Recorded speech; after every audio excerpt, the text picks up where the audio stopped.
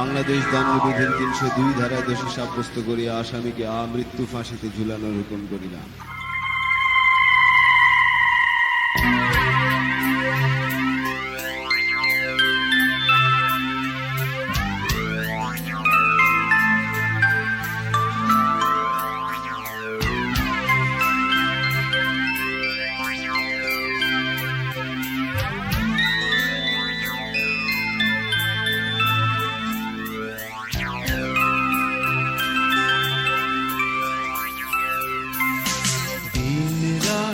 এখানে থমকে গেছে কন্ডেন্সেলের পাথর দেয়ালে, প্রতি নিঃশ্বাসে মৃত্যুর দিন আমি গুনছি।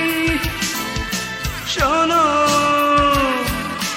জেল থেকে আমি বলছি, জীবনের এইখানে ইচ্ছেগুলো ডানা মেলে হয়ে গেছে অন্ধ।